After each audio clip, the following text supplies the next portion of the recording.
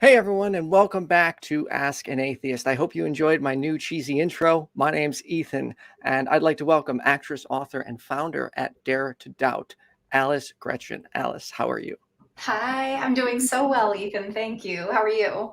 Good. Thanks for doing this. We got Yes, to thank you for meet having at me. the Recovering from Religion excursion, to which you gave a speech on DMT, which awesome. I've been wanting to talk about that for quite some time, so I'm excited that at some point in this interview we will dive into that. I'm down. In the meantime, if you could, just give a brief background about yourself. So, brief background about myself. I was born in the Bay Area to Christian parents. They, at the time, belonged to the Foursquare Gospel denomination, which, for anyone who doesn't know, is very Pentecostal and Holy Spirit driven.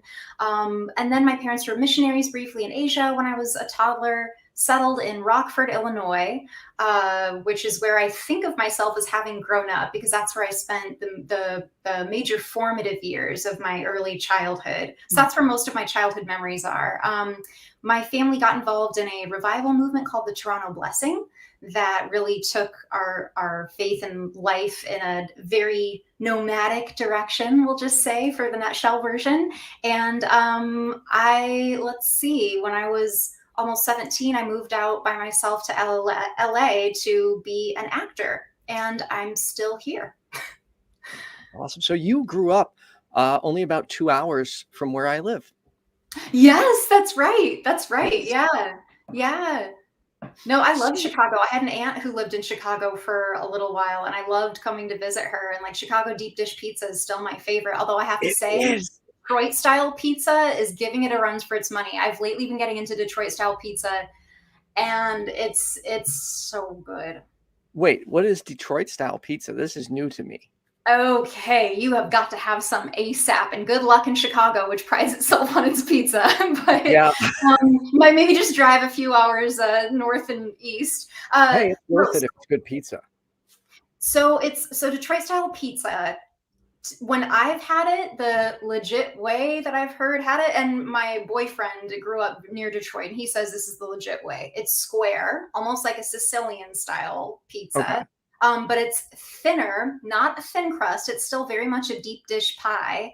And unlike Chicago style, which usually has the tomato sauce on top, depending on where you go, I know we're getting into very dangerous territory here. but yeah, Detroit style is like normal pizza where it's just cheese and toppings on top and tomato sauce is tucked neatly underneath. But what I really love about it is the crust is very flaky. There's like a flakiness to it, whereas the Chicago style deep dish crust feels more bread-like, if that makes sense. Yes, I love flaky crust. You're gonna like Detroit style pizza, I'm telling you. I am going to have to try this now. Hopefully I can find somewhere in Chicago Detroit style pizza. You might be able to. So the best Detroit style pizza that I have ever had, and I have not yet had it in Detroit, so no one hate me. But the best that I've ever had was actually in Austin, Texas, at this place called Via 313, which is the area code for Detroit. And it's like, my mouth just watered right now thinking about it. Will you be at Faithless Forum? Because that's the next time I'll be in Austin, Texas. You know, maybe. I can't make it out next month. Are you talking about the one that's next month? Yeah. November 19th. I'm happily engaged with baby shower duties. So I can't, not for me, for one of my best friends. Oh, okay. I was about to say congratulations. But yeah, no congratulations due my way. But no, two of my best friends are having a baby and I'm co-hosting their baby shower. So I'll be doing that. Well, I suppose that's a decent excuse to miss Faithless Forum. Yes, but one day I would love to. Well, your resume is quite impressive. You started college a week before your 16th birthday. Am I getting that right?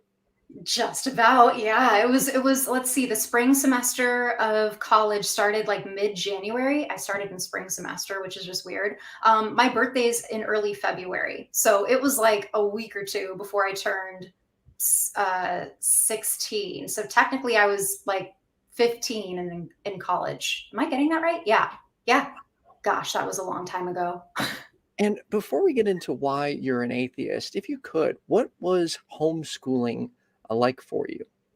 So, homeschooling, for anyone who doesn't know, I was homeschooled my entire life until I went to community college. And I actually really loved it. And caveat here, I know a lot of people had a really terrible and abusive homeschooling experience, or a very neglectful one. Uh, Both of my parents happened to be college educated, and very smart, well-spoken, well-written, like very learned people. They met at UC Berkeley, so they're like smarty pants.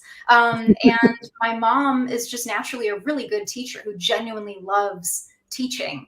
And I'm the oldest of 5 kids, and she homeschooled all of us except for my youngest sister, who went to high school for I think 2 years. But she was the only one of us who ever really did the public school thing. I loved being homeschooled mainly because I got to set my own hours and my own time pretty much from age 12 on. And so like I hated math. Like math was always a subject I was worst at, and I hated it. And so what I would do is I would do my week's worth of math on Monday. I would batch binge my subjects. That way I wouldn't have to do math the rest of the week or think about it. So I loved having that kind of independence. And my mom was very lenient because I was just an uber conscientious kid, as many good little Christians are and were. And and also, God might tell them if I cheated. And so my mom even let me grade myself. Like she would let me take her teacher's key, which had all the answers, some of which were wrong, by the way. Fuck you, Becca. And I would correct it. And I would bring it to my dad when it said I would get something wrong. Not that I got everything right, mind you, but when I knew I got something right, I would bring it to my dad. He would do it with a calculator and be like, no, you're right. This book is wrong. So there were a few moments like that where it was like, that's frustrating. I would have enjoyed being in a classroom and having a teacher be I guess a little bit more hands-on with helping me understand certain concepts or problem-solving things. But yeah, I would say the biggest thing that I missed on being homeschooled, I always wanted to be a foreign exchange student. So I didn't get to do that. I got to do a mission trip, which is so not the same thing. But I wanted to be a foreign exchange student in Paris, France, because that was my dream. Nice. And I also really wanted to go to prom. Never got to go to a prom or a homecoming or anything like that. And honestly, even if I had school, my parents wouldn't have let me. There's no way they would have let me go to prom. Oh. They were pretty strict. So as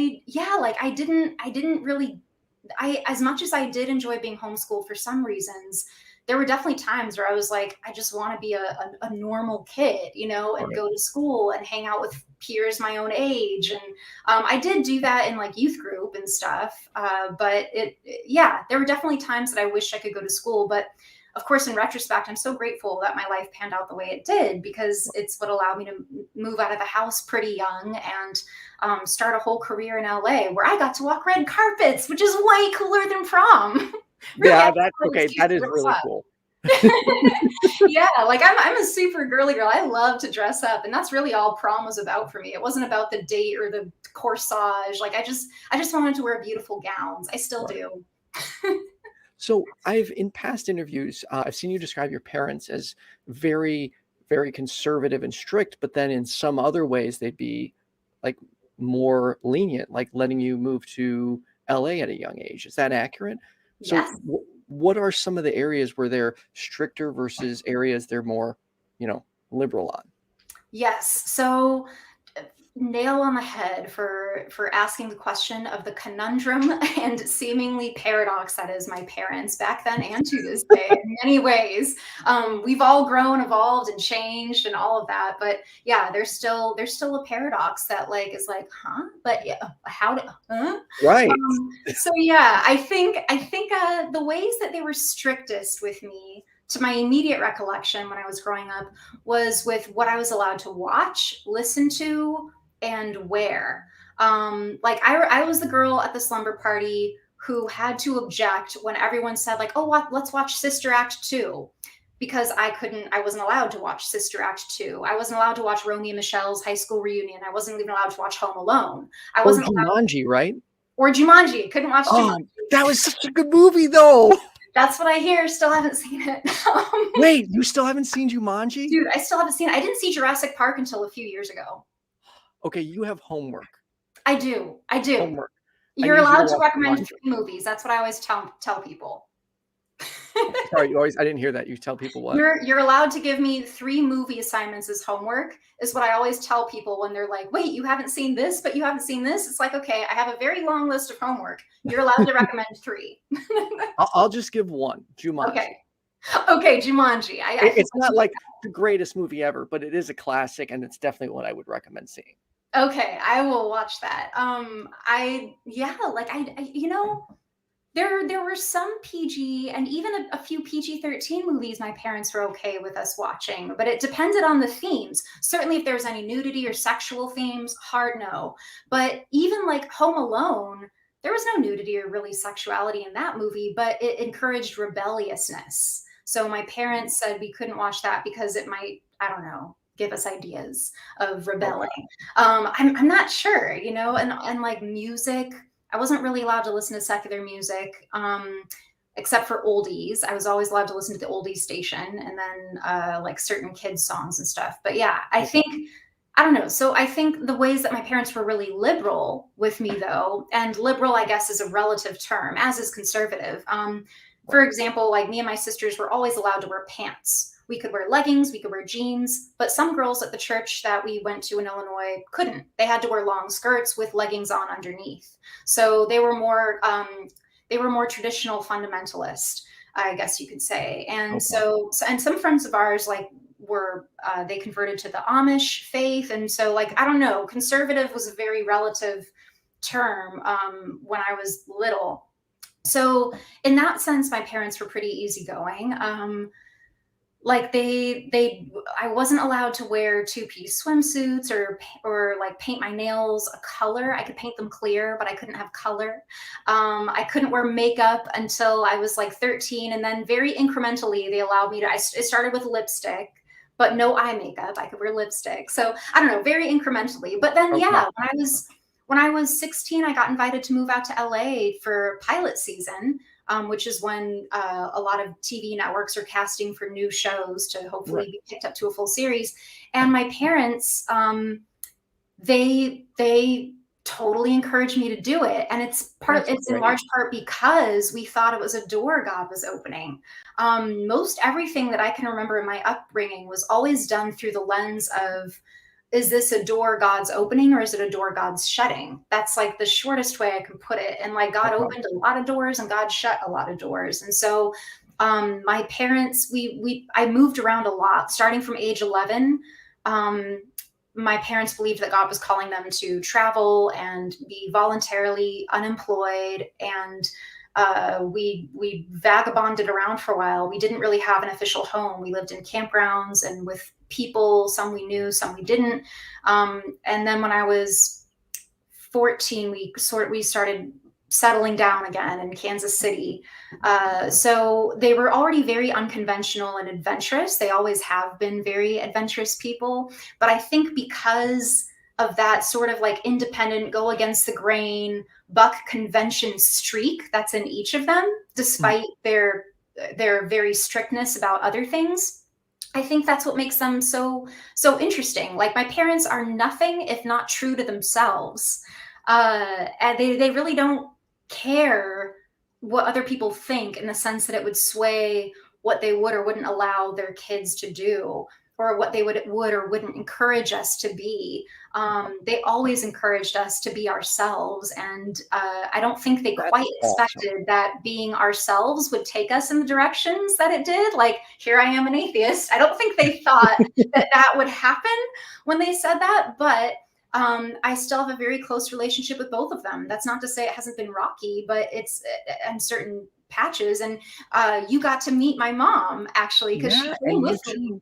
She seems very supportive, and you two seem so close. We are, and she is. She really is. She came with me to the Recovering from Religion fall excursion. And for the record, my mom no longer identifies as Christian. I think she would more closely identify with something closer to mystic or agnostic mystic. Like, she's still very spiritual and in some ways, but she's kind of undefinable, my mom, and always open to she really respects authenticity and truth. So even when it's been painful for her, and not just with me, but with anyone she loves, I'm the oldest, like I said, I'm the oldest of 5. So between me and my 4 younger siblings, we're all so different and so unique and so very much authentic.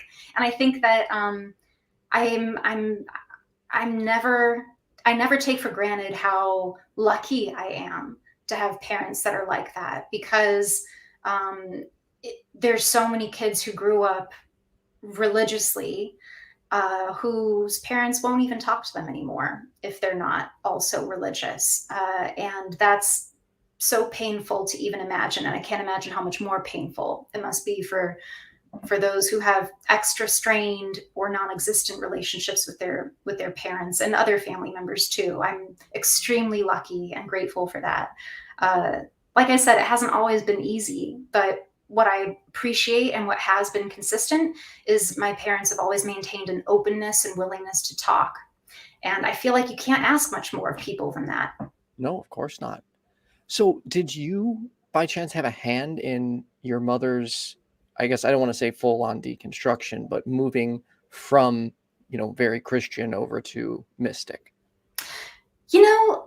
Probably yes and no. So I guess another little asterisk caveat to put in here, speaking about my mom specifically, as it turns out, even when she was a Christian, she wasn't quite a traditional Christian. In case no one's getting the picture yet, my parents are both very untraditional people, no matter what they're into. But for example, I didn't find out until I was getting ready to publish my book that my mom never believed in hell. And that to me was like the crux of Christianity. You believe that Jesus is your savior so that you don't die for your own sins and be punished forever in hell. Why else would you believe in Jesus? Was my thinking. And there's a lot of people who don't believe in hell who believe in Jesus. And I respect that, but to me, that was just the bottom line of Christianity. It's like what makes you born again or a believer as opposed to a non-believer. And so to find out that my mom never even believed in hell, yet described a very intimate relationship with Jesus, was, very, it to this day continues to baffle me a little bit. Mhm. But back then we didn't talk about that. Like I had no clue about that my mom believed in basically an entirely different God and Jesus than I did. And certainly than most of the people around me did. We didn't talk about it for some reason. So I just assumed when my mom would use the words God and Jesus that she was talking about the same ones found in the Bible. And I don't know, it's interesting. Like my mom and I recently got into a debate over the biblical words of Jesus versus the subjective experience of Jesus. And so it's to me, when people use the word Jesus, I just assume they're talking about Jesus, the Christ of the Holy Bible, Right. not a personal subjective Jesus that's maybe inspired by the Holy Bible, but has become something else, because words are symbols. And if we can't agree on the definition of words, what do they mean? But I just take things way too literally. And that's always been a problem for me, and probably why losing my faith was extra hard, and why it was harder for me in many ways to be a Christian, because I was just constantly confused. God to me meant confusion. Same. I also have a problem with taking things too literally sometimes, or like dry humor always goes over my head all the time. It's just like I take people seriously and I'm just like, what? I thought that's how you meant it. Yeah. But for me, yeah, same. Jesus was always the most confusing thing to me. Like I remember asking my mom like who Jesus was, and she's telling me he's a son, but he's also God. And I'm like, wait, he is God or he's not God? Well, he's both. Well, wait, what? Like it never added up for me. And then he has the nerve to say what you mean and mean what you say. And let your yes be a yes and your no be a no. And he's the king of riddles. To me, he's not the king of kings. Jesus is the king of riddles, is how I think of him. Like the parables, I called them back then. But to me, they felt like riddles, because the stakes, when we're talking about heaven and hell, the stakes are so high for eternity that a loving Jesus and a loving God would leave no room for confusion. They wouldn't leave it up to you to figure out what they meant. That's just torture, psychological torture, and cruel, in my opinion. And I know that a lot of people love that. They love that it's open to what the spirit might lead you to interpret. They love that it's it's whatever it means to you. I don't like that. I think when we're talking about stakes this high, we need to have very black and white clarity. Agreed. Yeah. So you became an atheist, if I recall, when you were 21. Is that correct? Yes, you recall very well. Could you go through that your deconstruction for me? Like, how did that happen, or what changed your mind? Whew.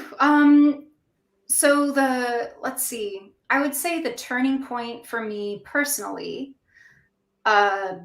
So to back up, I was a very, very devout Christian. I took it, again, taking everything very seriously. I took it very seriously, even though God and Jesus were nothing but confusing to me. It was only confusing because I took it so earnestly. I really wanted to get it right. I wanted to do it right. I wanted to please God the way he wanted to be pleased. And I didn't date. I never held hands with a boy. I had a purity ring. I was saving myself for my future husband.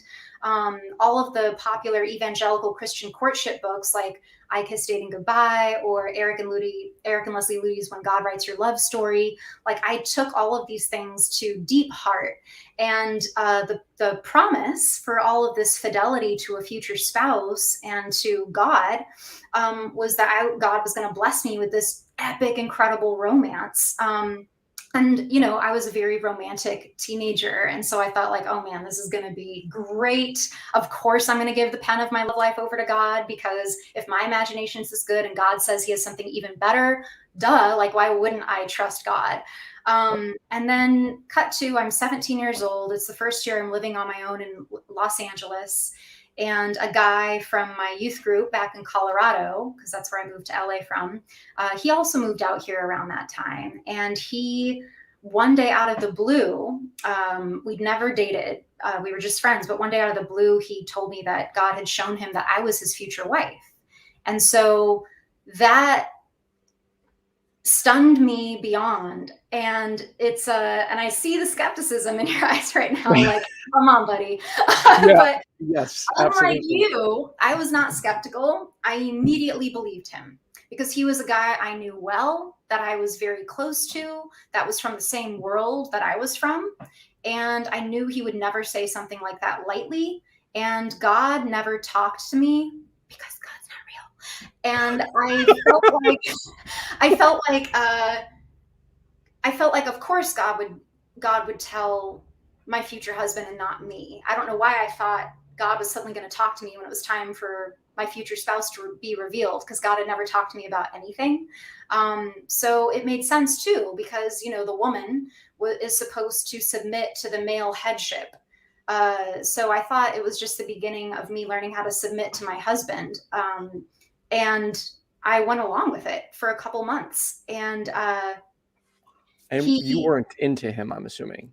No, I cared for him very much as a friend, but I didn't have a crush on him. I wasn't into him that way. I didn't have feelings for him like that, even though he's a good looking dude who, like, was a very dear friend of mine. It just wasn't, just not my type, I guess we could just say.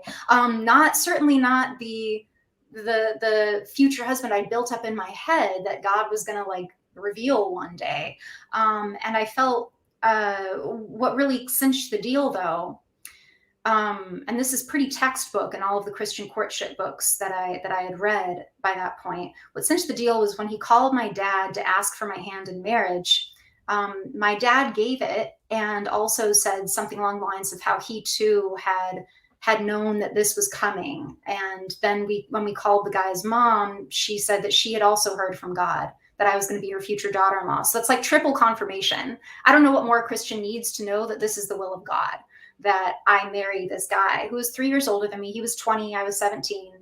And I just felt like my life was set in stone, and I felt deeply betrayed, but mostly by God, because I felt like I'd done all the right things. I obeyed. I took the lessons that I'd read in the courtship books to heart, and I had faith that God was going to reward my faith with this epic romance. Right. And I felt like I was facing an arranged marriage.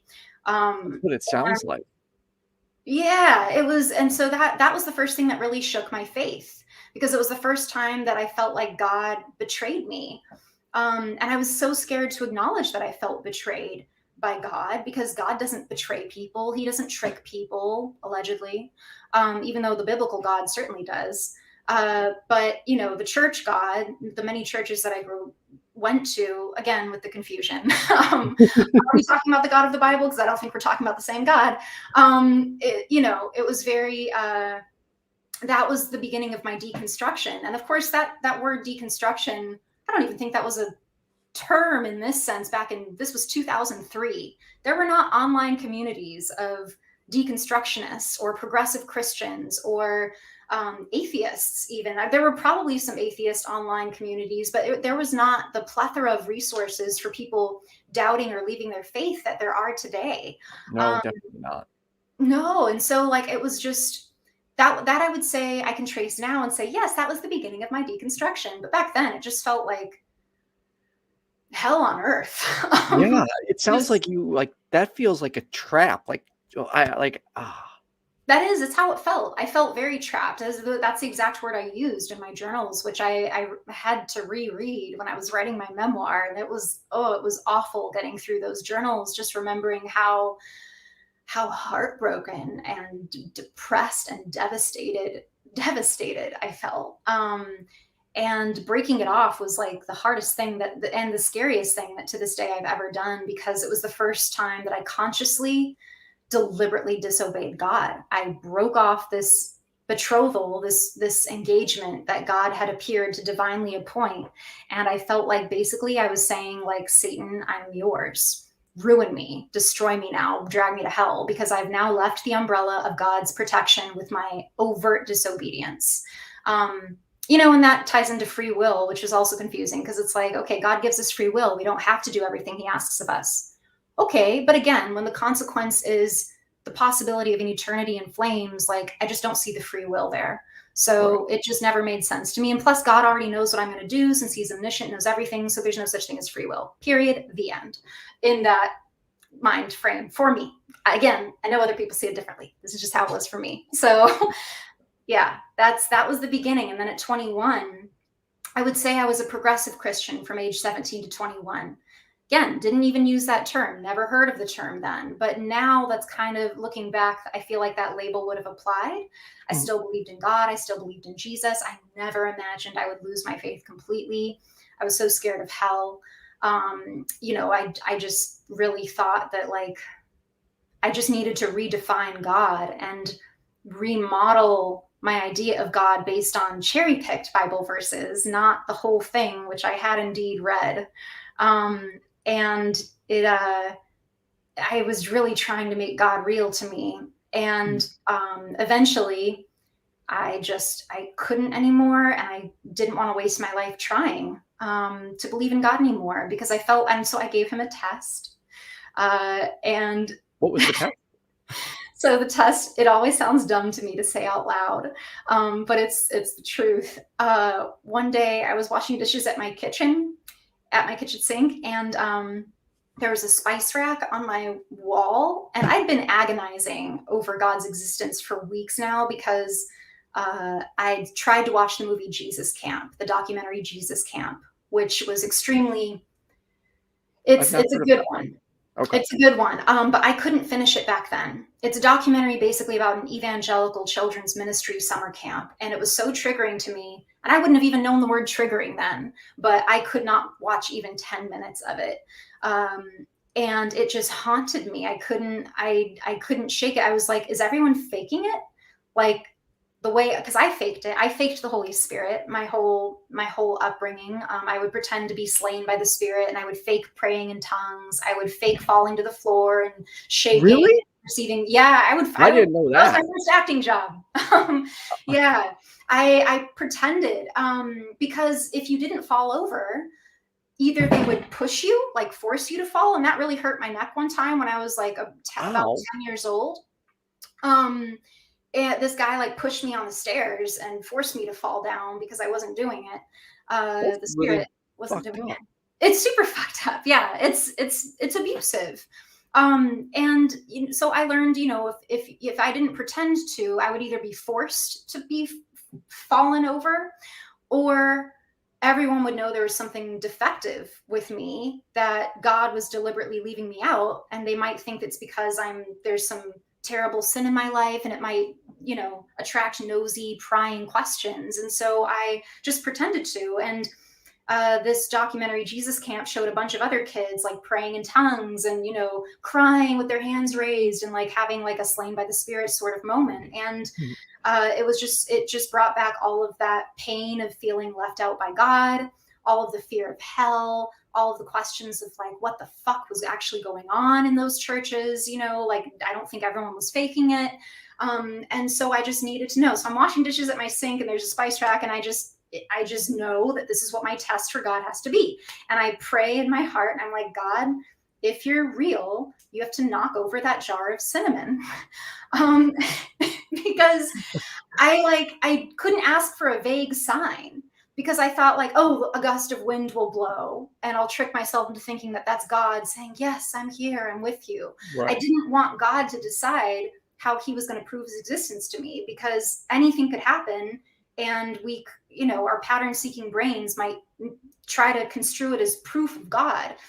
I was like, no, your existence has to be proven on my terms. And if you really love me, if you're really there, if you really care about whether or not I believe in you, you're going to knock over that jar of cinnamon.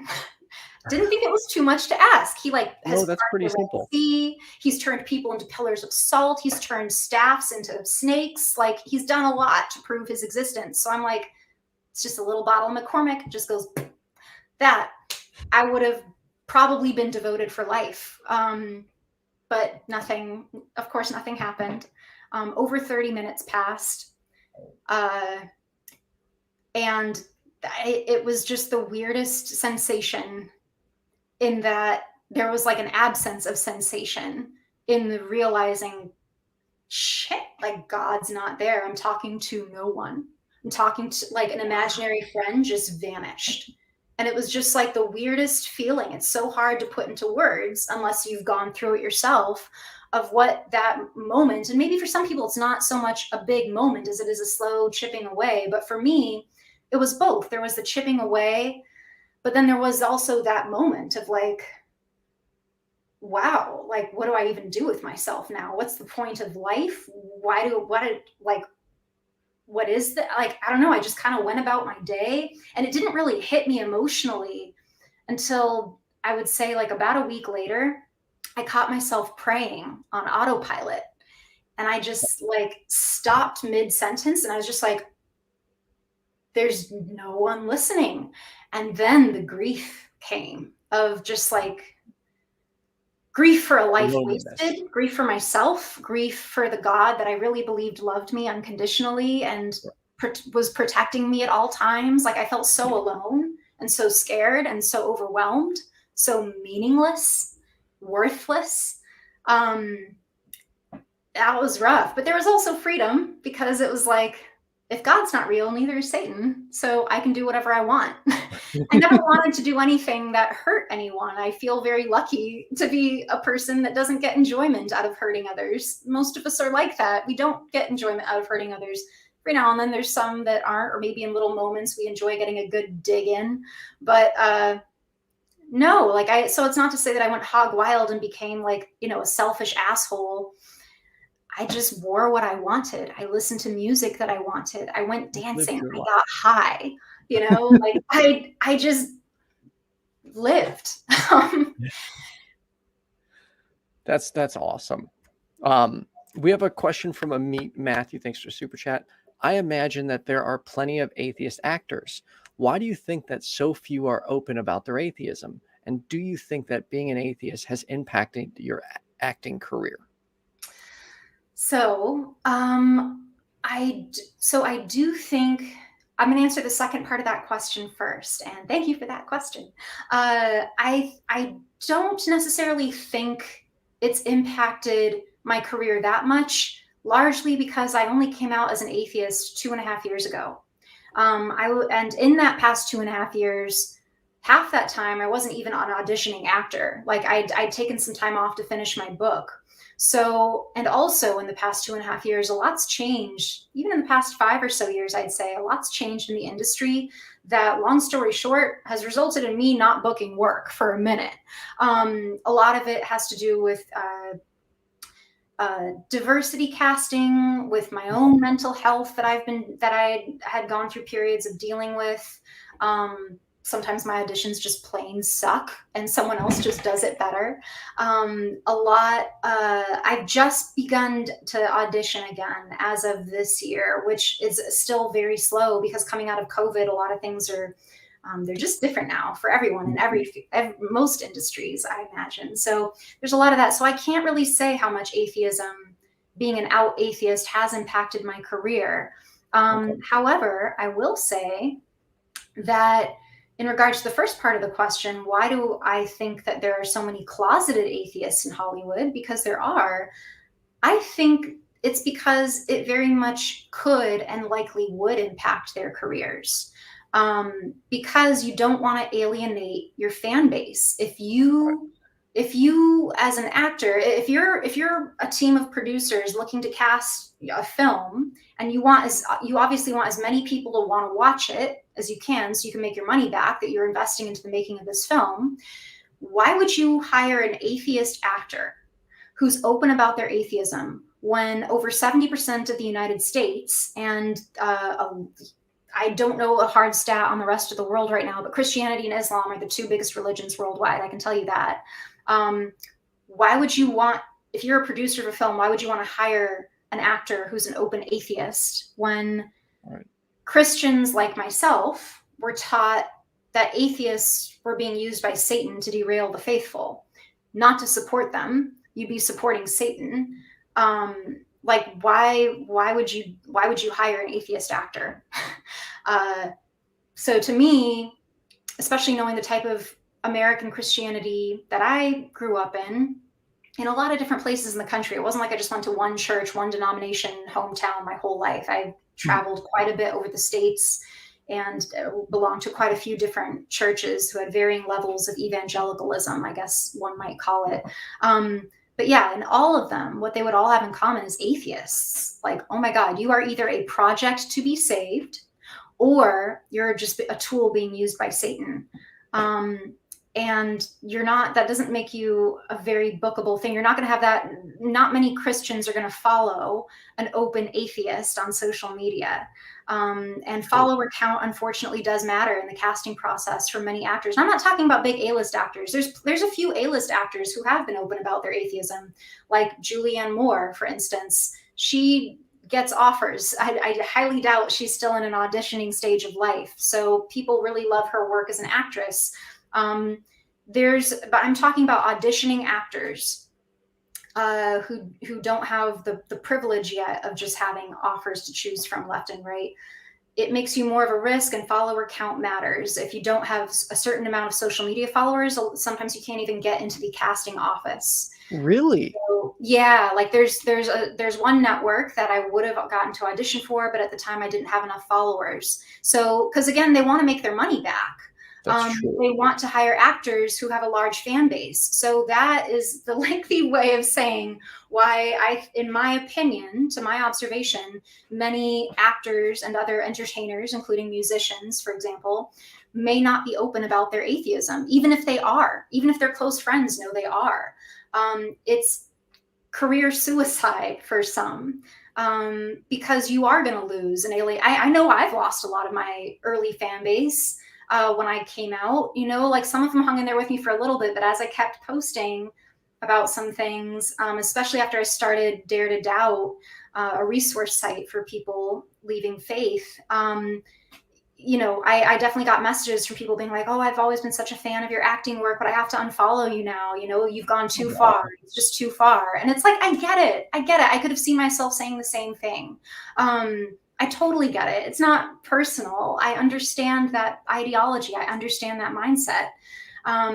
But there are some who have still hung in there with me, and cool, like, thank you guys. But, like, I don't unfollow someone because I found out they're a super Christian. But, I also don't think they're trying to deter me on a path away from eternal life. So that's, again, the stakes aren't as high for me as it is for someone who's still a believer, I think. That makes sense. If we could, I'd love to dive into mystical experiences. Yeah. Because I have a few viewers, I should say one in particular, who is insistent that mystical experiences are messages from God. And correct me if I'm wrong, but you believe these are all naturalistic explanations, correct?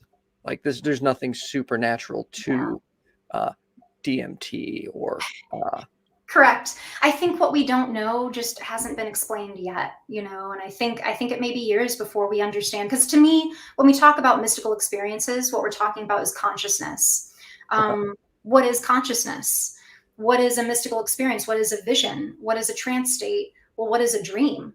Like what is consciousness? And so just because we don't yet fully understand what it is or what consciousness is capable of and all of its many possibilities, doesn't mean that there's not a naturally occurring explanation for it that could be found in empirical materialism. It just means we haven't developed the tools yet or asked the right questions yet. And I love that. I hold so much wonder for consciousness and awe for mystical experiences, soberly induced and non-soberly induced. But to me, it's not proof that there's something more. It's just proof that we don't know everything yet. Right. Maybe we never will. But that doesn't make it magic. That doesn't make it supernatural. That doesn't make it proof of, any existing belief system. And I should have issued a trigger warning before we started talking about drugs. So here's your trigger warning now. We may be talking about drugs right now, so please feel free to turn off the broadcast if you are easily triggered by this material. What are your thoughts on DMT? DMT, so AKA the spirit molecule. So my thoughts on DMT, I'm so grateful for it because psychedelics like DMT, like LSD, like psilocybin, which is the active ingredient in magic mushrooms. These medicines, I'll just use the word medicines. These medicines are tools that allow people like me, for instance, who are unable to have a soberly induced mystical experience, to have one. I never got visions from God when I was in church there praying and like pretending to fall over and speak in tongues. I never felt an overwhelming sense of love and connectedness until I did drugs. And I was like, oh, maybe this is what people were feeling. Maybe not. Maybe it's totally different. I wouldn't know the sober side because I think some people are just not wired to have them sober. Everyone has different neural hardwiring. And I think I'm just one of those people that are not easily able to have a soberly induced mystical experience. That's not to say I never could. It just has never happened in any way, shape, or form. But Same. Everyone, regardless of your faith, regardless of your neural hardwiring, I highly doubt that if you take a hit of DMT or you take a tab of acid, that nothing's going to happen to you. You need no faith to have a mystical experience with the help of these little plant medicines. LSD, to be fair, is a pharmaceutical version of it, but psilocybin mushrooms, DMT, ayahuasca, peyote, these are naturally occurring substances here in the world. Animals do them too. We have receptors in our brains to be able to interact with these plants and these ingredients, these psychoactive ingredients. And so it's like, I always encourage exploring responsibly and playing very responsibly. Huh?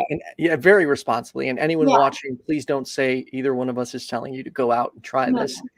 As you know, most of these substances are illegal. We're just having an open conversation with our opinions on it. Exactly. And I would not recommend them to everyone. They can counteract very poorly with certain medications, with certain neurochemical makeups. So it is not, I do not recommend them to everyone. But I am grateful that there is something that is available to everyone that will allow them to experience what other people call God or the divine. Even as an atheist, you can experience some of this wonder and the sense of love and connectedness that spiritual people speak of. So that's DMT specifically. Now that's an interesting one. So LSD lasts typically 12 to 14 hours. Psilocybin mushrooms. You say 12 to 14 hours? Yeah, you only peak on LSD for maybe around 6 hours ish. You know, it's not like you're like tripping balls the entire time, but the That's effects of it are still in you. So yeah, that's a really long commitment.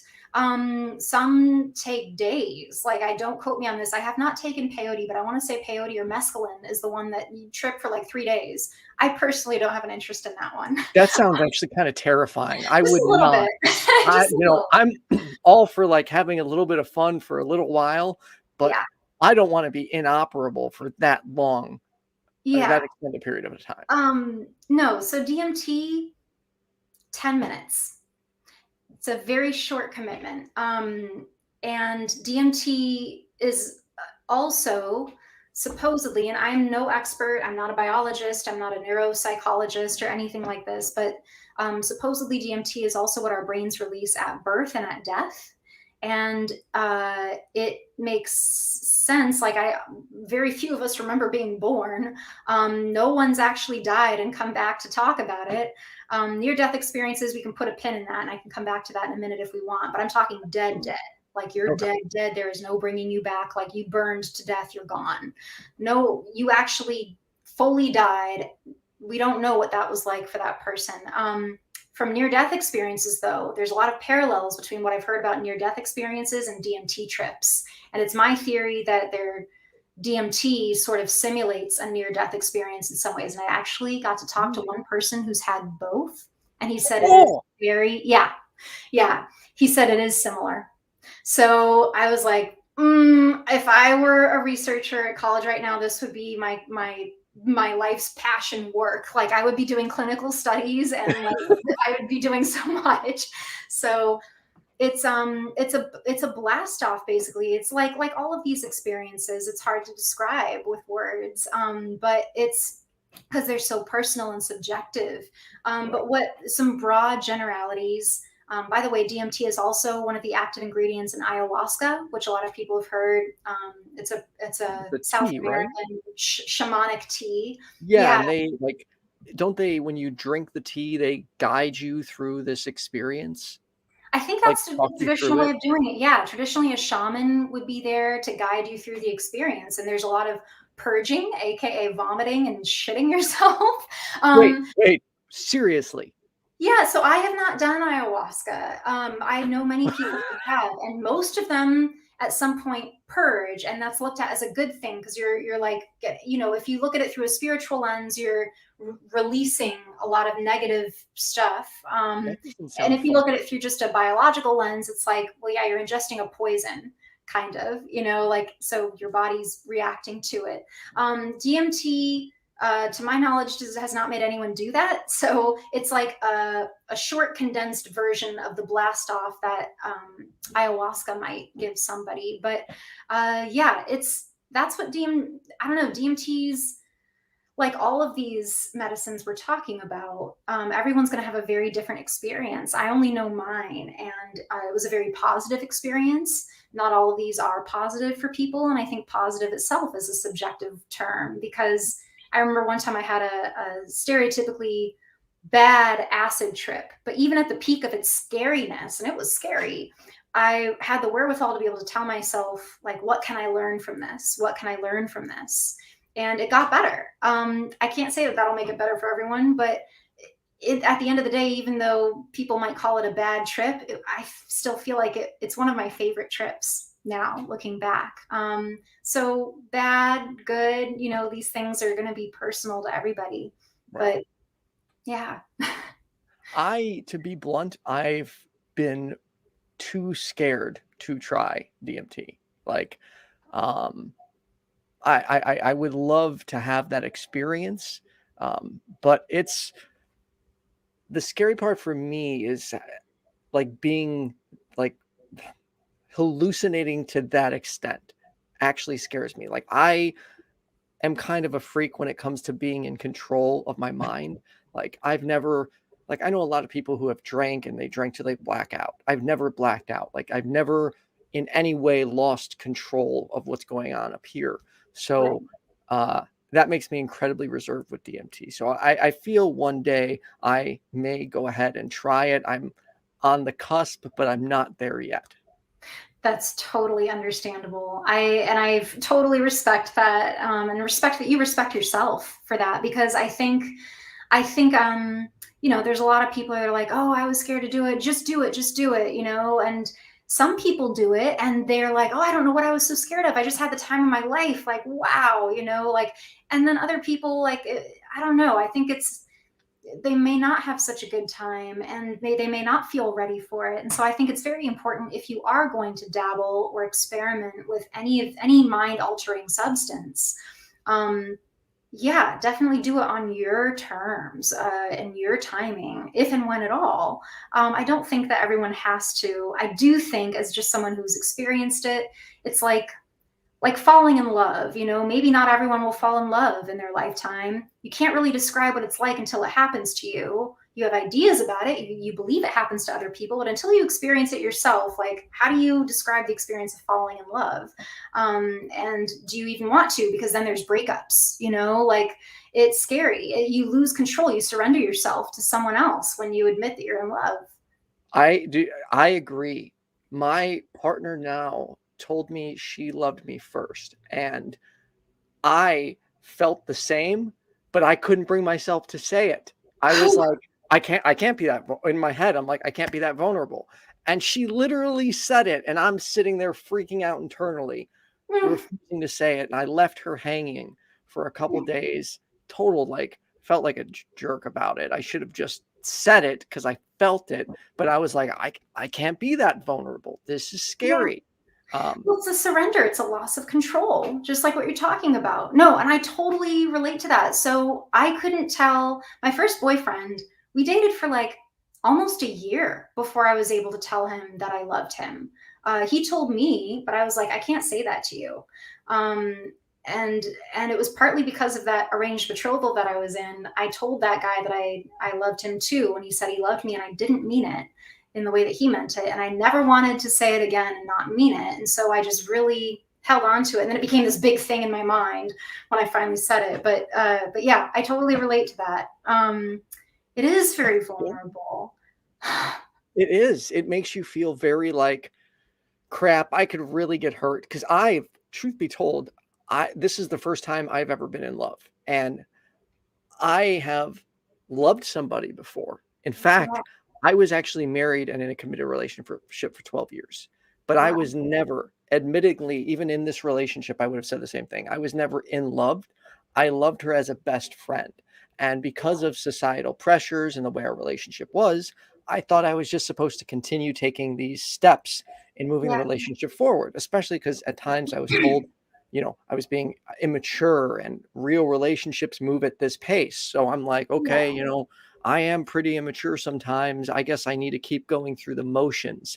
And I went through the motions all the way to the altar, got married, and stayed married for like 6 years until finally it was like, okay, neither of you are happy. Like, it's time to move on with your life, man. So for me, the first time I said I love you to someone I was actually in love with, it was like, holy shit, this is scary. Yeah, I understand that. Yeah. No, I've fallen in love twice now. And it was terrifying each time. Yeah. No, I very much relate to that. I do think falling in love is also very much like, I guess, tying it back to psychedelics, like there is a neurochemical similarity to them, to certain ones, I guess, that I can understand now, having had experienced both. But again, hard to put in words. That's what right now I'm trying to actually find the words to describe what falling in love is like. And I have no idea how to describe it. Yeah. I don't know. It makes you feel vulnerable. It's amazing. It's scary. It's terrifying. Yeah, it's absolutely you feel terrifying. like a crazy person. You can't get your thoughts straight. You jumble your words. You feel just possessed. like yes, all goo goo gaga over the person. Yeah, all goo goo gaga. Can't focus on anything else for anything. Like, nope. I forget to eat. So I never forget to eat. Butterflies. Yeah, you get butterflies in your stomach, and you're like, oh my god, I don't want to say anything stupid. Like, you feel like a kid is the best way. There, you feel like a kid. You feel like a kid. Yeah, totally, totally. But a kid who can have sex, so Yeah. that's even more Yes. crazy. And I will say this, like, not to go into too much detail, but this is the first time I've had like what's the best way to a positive sexually active uh the first time I'm actually sexually active in a long time, because my last relationship was not healthy. And Yeah. she is all about sex positivity, which is a whole Mm, new world for me because I came from that shameful background where, sex is wrong. Sex is just between a man and a woman. Sex is this. You're not supposed to talk about sex. And she is completely open with all her, friends. They talk about everything. And it was so intimidating at first. yeah. Um, but it's like a whole new world. Like, I don't have to be ashamed to talk about sex or to talk about what I enjoy about sex. Like, there's Yeah. no reason to be. Yeah, yeah. No, it is an entirely different world and realm of human experience when you're with a partner who loves sex, Mhm. and loves your body and like loves their body, and like loves to share it. And like it's such a different experience. It is. Yeah, I love Like, it. I was raised totally, monogamous, and other things were frowned upon. And now, where I guess you would say that people say monogamish or Yeah, non-monogamous. We're not poly. We're not even necessarily, we're not open either. And yeah, I'm not going to go into detail, but we're just not monogamous, which I could have never imagined years yeah, ago. Like, yeah. some of the things I do now, old me would frown upon. Yes.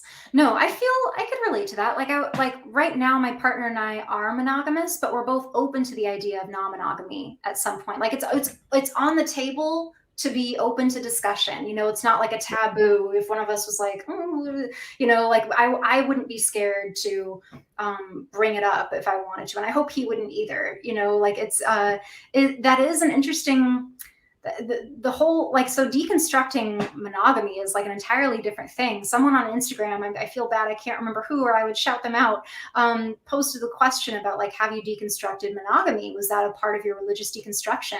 It's like, oh, well put. Like I did, but I didn't correlate the two. Religious deconstruction and monogamy deconstruction, and they're very much related to me. I know a lot of people grow up in a secular America who weren't raised religiously at all, who still monogamy is just the default.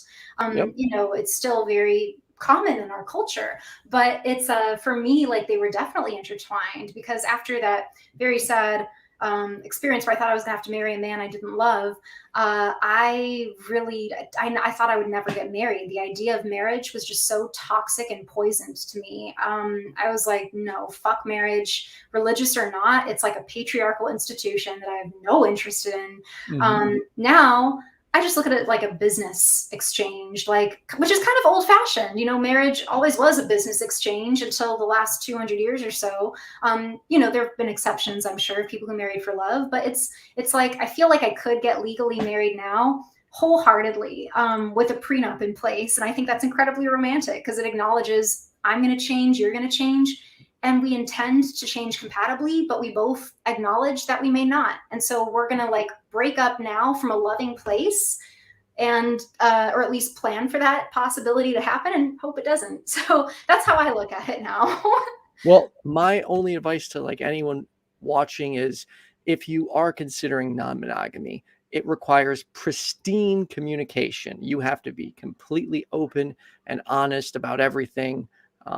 Don't try and hide anything. Just be very, very clear in what you want. Yes. Question from theoretically, which Ooh, acting clever. method have you studied? So I've studied several. I don't know if I could say that the one that I like is necessarily one specific method, but I really enjoy the acting studio that I go to here in LA sometimes when I am in class. Is basically the West Coast version of Susan Batson's studio in New York City. Susan Batson uses a lot of sensory work in her acting techniques. That's always been the most effective for me. For anyone who's listening and is curious and doesn't know, sensory work is basically like, say you have a scene that requires you to break up with your fake partner. You could just draw from real life and think of a time that you had to break up with an ex-lover, but maybe you never have, or maybe you were on the receiving end and you don't know what it's like to have to do the breaking up. You could maybe think of a specific time in your life when you had to tell someone something that they didn't want to hear, or a time in your life when you feared you were going to lose it all. It doesn't have to be literal to the scene. And basically with the sensory work, what you do then is you relive that scene. You picture everything around you. What did it smell like? What were you wearing? What did it feel like? It places you, for me, it places me so much in my body. There's no acting required. Like, your tone of voice changes, your movement changes when you're sensorially engaged in that memory, and then you bring that to the scene. So whatever method that is, I guess sensory work is maybe the most embodying method, but that's my favorite method of choice. And it's just the one that feels most authentic to me. It brings me there the quickest. It feels the most truthful. And in my experience, a lot of times, that truthful acting, it's a bit of a mind fuck, because we're taught in class that acting is you need to be truthful with your emotions. Like, did that ring true? Is the performance seem truthful? Not believable, but truthful. Is it coming from a place of truth? In my experience, what I found, especially in television, they want you to act. They don't want truth. It feels a lot like puppetry. You stick to the script, you stick to the written emotions. There's not really a whole lot of room always for authentic things. It's like I might be feeling angry and expressing it differently than the director or writer had in mind.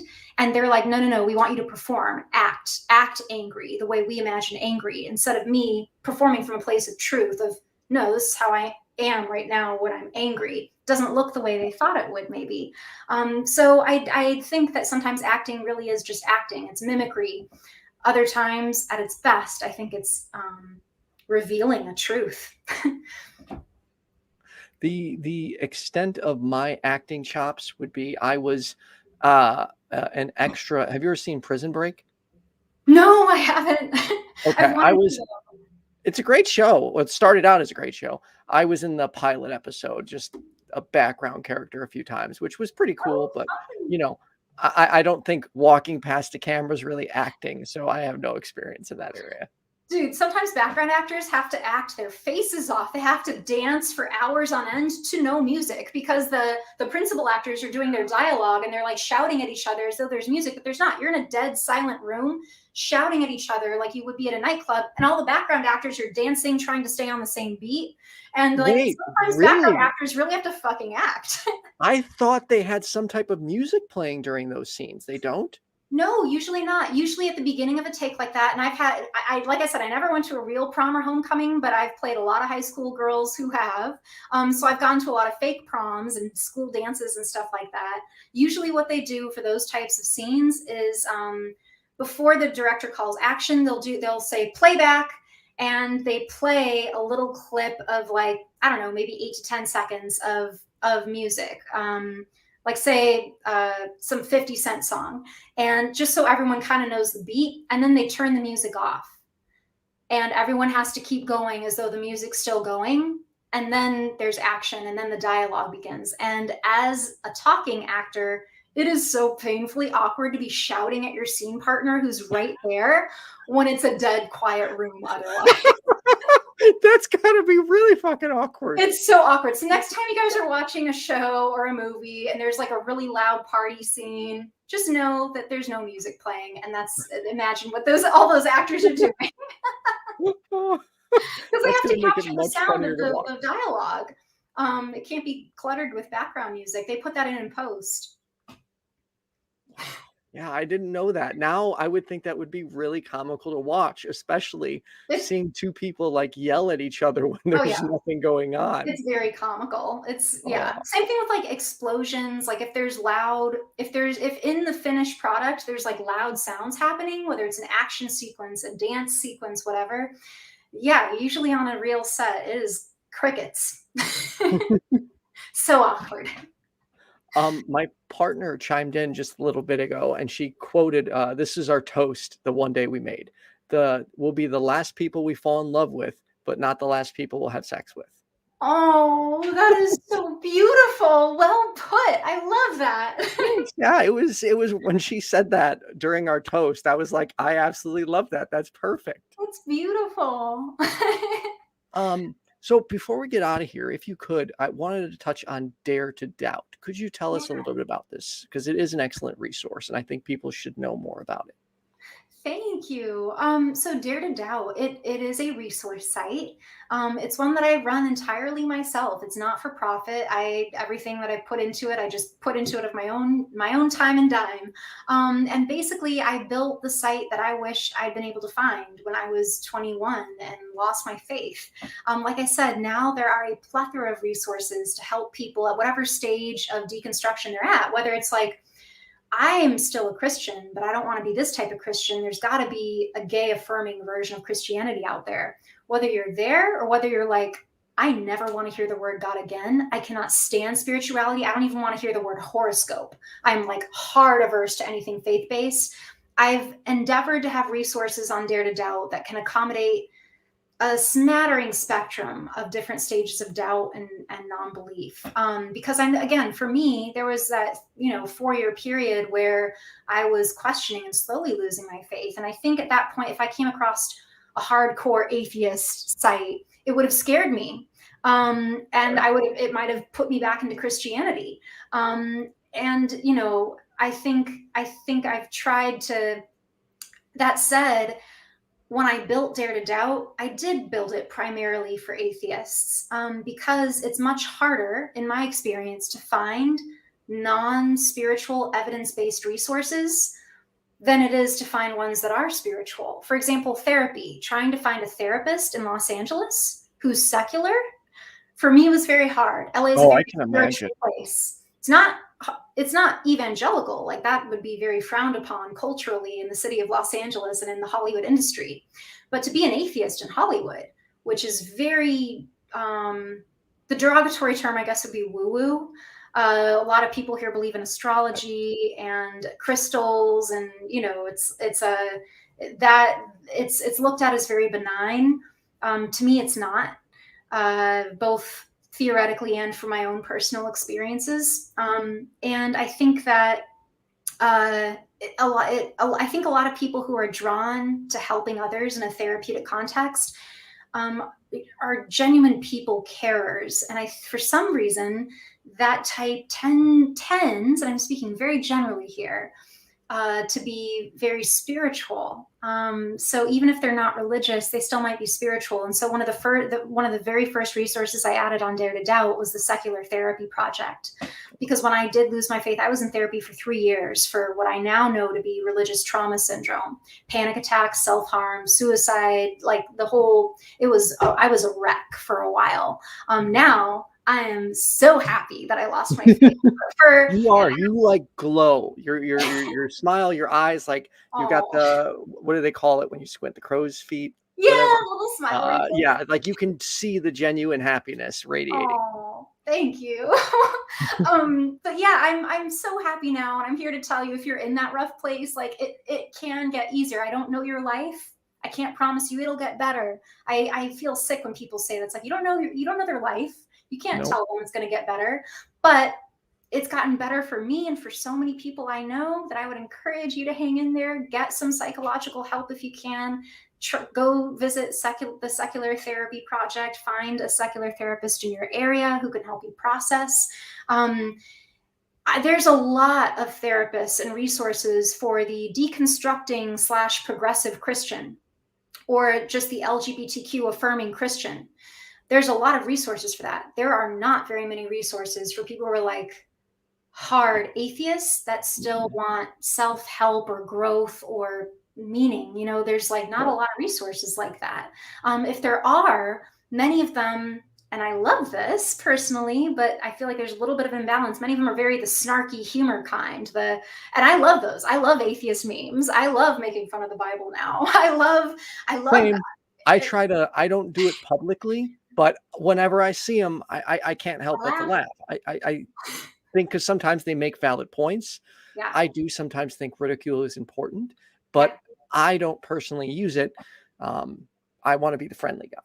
Yeah, no, oh yeah, I see it. You're friendly neighborhood atheist. Yeah, no, like I love that. I love that there is a growing corner of atheists who understand how scary sounding it is. And I find that the angriest atheists, the ones who are, you know, like the Christopher Hitchens, the Richard Dawkins, the Sam Harrises, to my knowledge, they were not raised super religiously. And I imagine it must be a lot easier to kind of like look down upon people who ever believed that to begin with, because it's so foreign to them. When you grew up in it, or it was all you knew and you did believe it, and then you find yourself an atheist, there's a lot of humble pie that goes with that. That makes it a little, maybe not for everyone, but for me, a little harder to really condescend and mockingly scorn.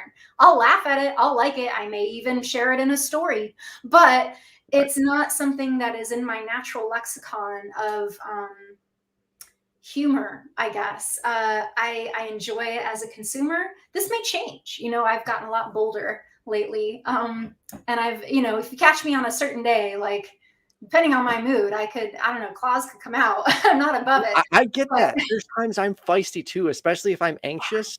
There's times like I'll start writing something, or I'll go to share something and I'll have to be like, nope, you're just feisty right now. Don't do it. I know. But then sometimes I do. And it like feels good and I feel bad later. Yes, exactly. You feel so guilty, especially like if I get a message from one of my Christian like watchers or friends, I'm like, oh shit! I knew I shouldn't have shared that. Damn it! I know. But at the same time, to me, my whole intention with Dare to Doubt and with pretty much everything else that I do in my life is to encourage living in your truth. And I feel like I would just be a total hypocrite if I encourage other people live in your truth without living in mine. So if I'm going to live in my truth, for me, that means I'm going to not be afraid to share something if I really want to. Sometimes I just have the reflex to share something and I think of it and it's like, oh, I don't need to, you know, I don't need to share that to be true to myself. Other times it's like, I would feel like I would be going against my true self if I didn't say this, if I didn't share this. I get that.